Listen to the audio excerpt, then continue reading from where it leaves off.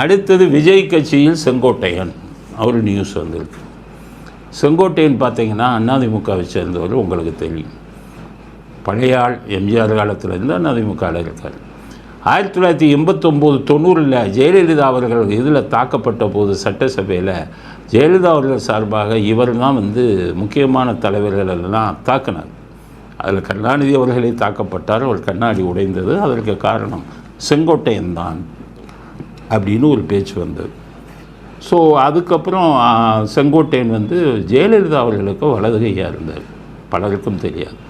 ஜெயலலிதா அவர்கள் தேர்தல் நேரத்தில் சுற்றுப்பயணம் போகணுன்னா செங்கோட்டையனை கூப்பிட்டு ரூட் மேப்பை அவங்கள தான் போட சொல்லுவார். கரெக்டாக போட்டு கொடுப்பார். எங்கே ஆரம்பிக்கணும், எங்கெங்கே போகணும், எங்கெங்கே கவர் பண்ணணும்னு கரெக்டாக சுற்றுப்பயணத்தை அப்படியே போட்டு கொடுப்பார்.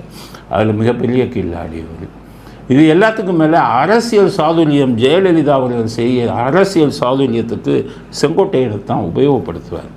உதாரணத்துக்கு 2014 தேர்தலில் ஜெயலலிதா அவர்கள் என்ன நினச்சாங்களோ தெரியல, அவங்க யாரையுமே குறி வைக்க மாட்டாங்க.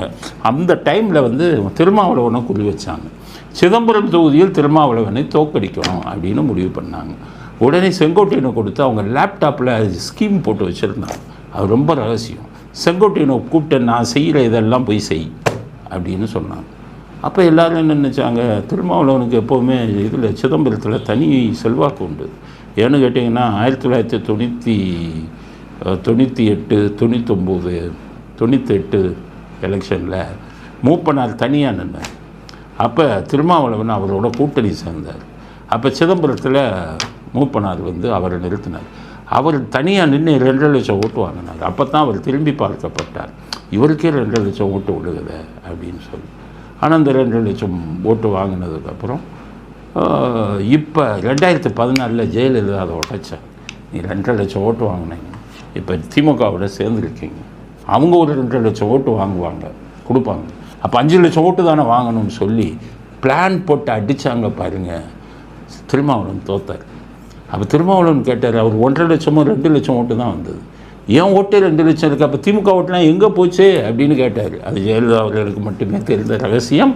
அதை ஜெயலலிதா அவர்கள் வழிகாட்டுதலின்படி நடத்தி காட்டியவர் செங்கோட்டையன் ஒரு பெரிய ஃபீல்டு ஒர்க்கர், களப்பணியாளர். அவர் அதிமுகவிலிருந்து விலகினது ரொம்ப மனசுக்கு வருத்தமுள்ள ஒரு செய்தி அப்படின்னு தான். ஏன்னா கோபிச்செட்டிப்பாளையத்தில் தான் அவருக்கு கொஞ்சம் செல்வாக்கு உண்டு. ஆனால் நான் என்ன நினச்சிக்கிட்டு இருந்தேன், இவங்க சில பேர் விலகுறாங்க, அவங்க கட்சி தலைமை அவங்கள சேர்க்க மாட்டேங்கிறாங்க, அவங்களுக்குள்ளே என்ன பிரச்சனைன்னு தெரியல, இந்த ஓட்டு பூரா டிஎம்கேக்கு போயிருமேன்னு நாங்கள் பயந்துக்கிட்டு இருந்தோம். அப்போ இப்போ என்ன பண்ணிட்டார், விஜய் கட்சியில் போய் அவர் பேசியிருக்கிறார். விஜய் கட்சியில் போய் சேர்வதாக ஒரு செய்தி வந்திருக்கிறது. எங்களை பொறுத்தவரை அதிமுக தலைமையை அவர் திருப்பி சேர்த்துக்க முடியலைன்னா டிஎம்கேல சேர்றதுக்கு பதிலாக நீங்கள் விஜய் கட்சியில் போய் சேர்ந்தீங்கன்னா மகிழ்ச்சி தான். காரணம், நீங்கள் 2 பேரும் பலமாக இருக்கணும், உங்கள் 2 பேர்த்துக்குள்ளே தான் போட்டி இருக்கணும் அப்படிங்கிறது தான் எங்களுடைய கருத்து. அதனால் இவர் செங்கோட்டையன் விஜய் கட்சியில் சேர்ந்துறார் அப்படிங்கிறது வருத்தப்படக்கூடிய செய்தி அல்ல. அவரும் திமுகவுக்கு எதிரான ஒரு அணியில் சேர்ந்திருக்கிறார். இதுக்கடியில் ஓபிஎஸ் குண்டு போட்டார். இன்றைக்கி டிசம்பர் 15 வரை டைம், இல்லைன்னா நானும் வேறு முடிவெடுப்பேன்ட்டார். அவருடைய ஆதரவாளரான வைத்தியலிங்கம் நாங்கள் கட்சி ஆரம்பிக்க போகிறோன்ட்டாங்க. ஸோ அவங்களும் கட்சி ஆரம்பிக்க போகிறாங்க. அப்போ அதிமுக ஓட்டு பிரியும். ஆனால் வேடிக்கை என்னன்னு கேட்டிங்கன்னா, செங்கோவர் ஓ பன்னீர்செல்வம் அவருக்கு இந்த போன தடவை தனியாக சுயேட்சை மாதிரி ராமநாதபுரத்தில் நின்று 3 லட்சம் ஓட்டுக்கு மேலே வாங்கினார். ஸோ ஜாதி ஓட்டுக்கள், முக்குளத்தோர் ஓட்டுக்கள் அவருக்கு நிறைய பிரிஞ்சிருச்சு. எம்ஜிஆர் காலத்திலிருந்து ஜெயலலிதா அவர்கள் காலத்தில் வரை ராமநாதபுரம் மிகப்பெரிய கோட்டை அதிமுக. ஆனால் அங்கேயே அதிமுக 3வது இடத்துக்கு போயிடுச்சு. அதனால் எடப்பாடி அவர்கள்னு ஒரு சாதுரியத்தை வச்சு ஓபிஎஸ்ஸை சேர்த்துக்கங்க, இல்லைன்னா ஜாதி ரீதியான ஓட்டுக்கள் பிரியும், முக்குளத்தோர் ஓட்டுக்கள் பிரிகிற முக்குளத்தோர் ஓட்டை அதிமுக பக்கம் அவங்கெல்லாம் பரம்பரையாக அதிமுகவாக இருந்தவங்க. எம்ஜிஆர் காலத்திலிருந்து முக்குளத்தோர் இந்த பக்கம் இருக்கிறவங்க எம்ஜிஆருக்கு தான் போட்டாங்க. அவர்களை இழந்து விடாதீர்கள், அவர்களை உங்கள் பக்கம் இழுக்கிறதுக்கு நீங்கள் சாதுரியமாக செய்யுங்கன்னு நான் பல தடவை பேசிட்டேன். இபிஎஸ் இது வராதில் எந்த விஷயமும் செஞ்சதில்லை. அதாவது முக்குளத்தோர் ஓட்டின் பெரும்பகுதியை அதிமுக இழந்துவிடும். அதை மாற்றுவதற்கு இபிஎஸ் அவர்கள் இன்று வரை ஒன்றும் செய்யலை. நாங்கள் கூட அது உள்ளே எங்களுக்கு தெரிஞ்சவங்களை விட்டு நான் சொன்னேன், இவங்க போகிற ரூட்டு தப்பு, அவர் ஒரு ஒன்று ஓபிஎஸ்ஸை சேர்த்துக்கணும், சேர்க்கலைன்னா நீங்கள் முக்குளத்தோர் ஓட்டு பிரிகிற ஓட்டை தடுக்கிற மாதிரி பண்ணுங்க அப்படின்னு சொல்லி அனுப்பிட்டேன். அதுக்கு வந்து இபிஎஸ்கிட்டேருந்து சரியான பதில் இல்லை. சரி என்ன பண்ணுறது, அதிமுகவை அவங்க போகிறாங்க நடத்திக்கிட்டு இருக்காங்க. அதனால் இவருக்கு ஓபிஎஸ்க்கு சொல்கிறேன், உங்களுக்கு அதிமுக தலைமை ஒத்து வரவில்லைன்னா நீங்கள்லாம் வந்து ஜெயலலிதா அவர்கள் தான் உங்களுக்கு வாழ்க்கையே கொடுத்தாரு. அதனால் ஜெயலலிதா அவர்களுக்கு துரோகம் பண்ணாதீங்க. ஜெயலலிதா அவர்களுக்கு இறந்ததுக்கு காரணமே திமுக தான். இவங்க போட்ட வழக்கில் பொய் வழக்கு இது போட்டு விஜிலன்ஸ்லேருந்து போட்டேன்னு சொல்லி சசிகலா மேலே இருக்கிற சொத்துக்களை பூரா கணக்கு காமிச்சு ஜெயலலிதாவை ஜெயிலுக்கு அனுப்புனாங்க. ஜெயலலிதா உங்களை மாதிரி வெளிநாடுகளில் போய் லட்சக்கணக்கான கோடி முதலீடு செய்யலையே. திமுக உங்கள் தலைவர்கள் மாதிரியா முதலீடு செஞ்சுருக்காங்க. ஜெயலலிதா சொத்து கணக்கு வந்திருக்க, ஒரு சொத்தை காமிங்க. அவங்க ஆட்சிக்கு வந்த பிறகு சம்பாதிச்சு வாங்கின சொத்தை ஒன்றை காமிங்க, சசிகலாவை காமிப்பீங்க. ஜெயலலிதா அவர்கள் அப்படி வாங்கலையே. நீங்களாம் லட்சக்கணக்கான கோடி வச்சுட்டு நீங்கள் நல்லவர்கள் மாதிரி இருப்பீங்க. 63 கோடின்னு அவங்க மேலே வழக்கு போட்டு ஜெயிலுக்கு அனுப்புனீங்க. ஓபிஎஸ்க்கு வந்து ஜெயலலிதா அவர்கள் தான் கடவுள் மாதிரி, அவங்க தான் மறுவாழ்வு கொடுத்தாங்க, முதலமைச்சராக்குனாங்க. அப்போ நீங்கள் போய் திமுகவில் சேர்ந்தீங்கன்னா ஜெயலலிதா ஆத்மா அவங்கள மன்னிக்காத. அதனால் ஓபிஎஸ் வைத்தியலிங்கம் அவங்களுக்கெல்லாம் சொல்கிறேன், அதிமுக விட்டு வேறு வழி இல்லாமல் உலகுவோர்களெல்லாம் திமுகவில் போய் சேர்ந்துடாதீங்க.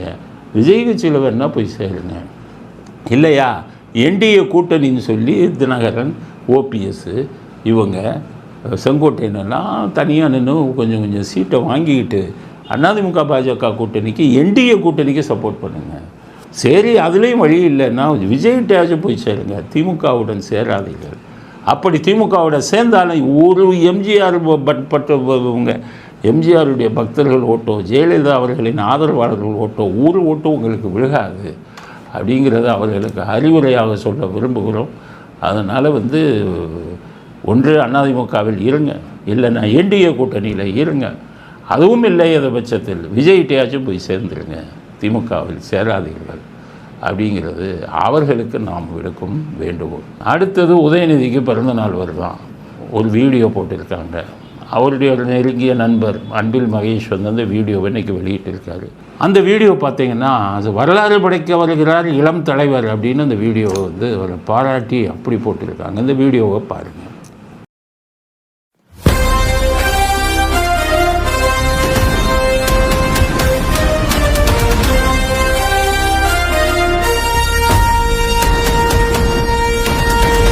தமிழ் மண்ணில் இவர் அன்பு புதவன் எங்கள் அண்ணன் உதயநிதி வருகிறார்.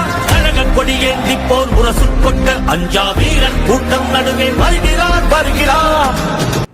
இந்த வீடியோவை நீங்கள் ஒரு வீடியோவை பார்க்கக்கூடாது.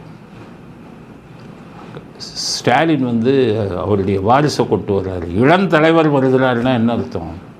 அவருக்கு அடுத்தால் வரப்போகிறாரு அப்படின்னு அவர் முன்னிறுத்துகிறார். இப்போ கருணாநிதி அவர்கள் இருந்த உயிரோடு இருந்தவரை ஸ்டாலின் எதிரையாச்சும் முன்னிறுத்தியிருக்காரா?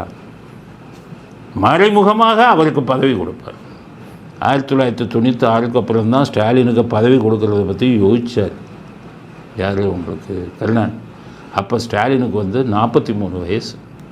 96 அப்போ கூட மந்திரி பதவி கொடுக்கல,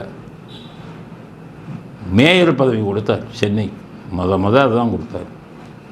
ஆனால் அப்போ கூட நான் தான் தலைவன், இவங்கெல்லாம் சும்மா மேயர், நான் முதலமைச்சர் அப்படி தான் வச்சுருந்தார். அதுக்கப்புறம் பார்த்திங்கன்னா நிறையா ப்ரெஷர் அவங்க வீட்டில் இருந்து, ஸ்டாலினுக்கு வந்து மந்திரி பதவி கொடுங்க அப்படின்லாம் நிறையா வந்தது. அதுக்கப்புறம் தான் கொஞ்சம் கொஞ்சமாக 2006 வந்த உடனே மந்திரி ஆக்கினார்.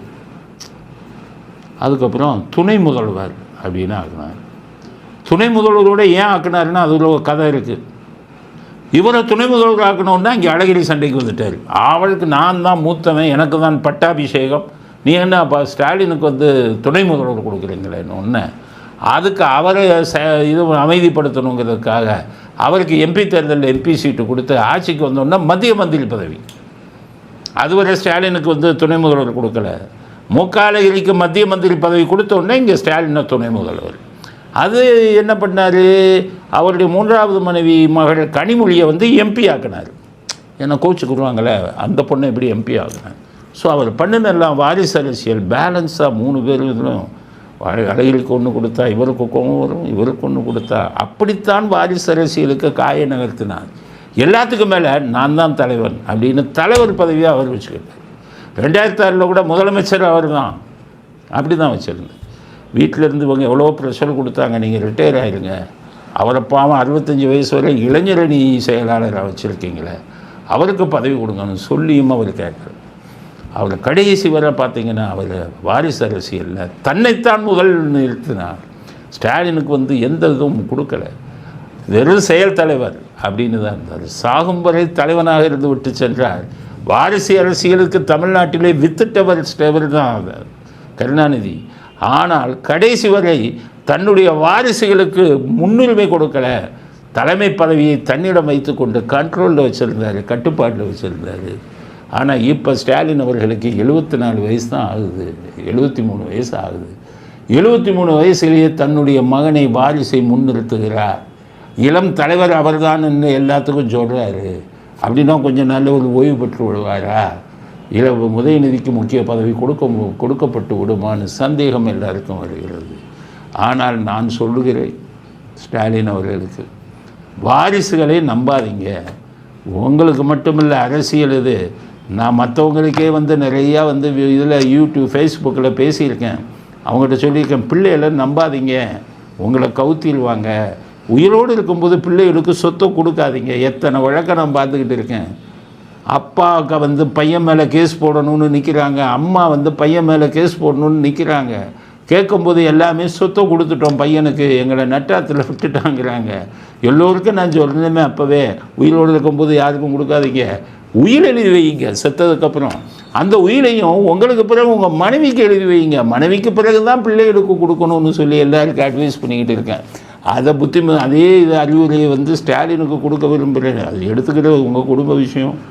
எங்களுடைய கருத்து, நீங்கள் ஒரு பப்ளிக் ஃபிகரு, நீங்கள் ஒரு சிஎம்மாக இருக்கீங்க, உங்களுக்கு வந்து கருத்து சொல்கிறது எங்களுடைய உரிமை. யார் வேணாலும் முதலமைச்சர் சொல்கிறேன், தவறு செய்யாதீங்க.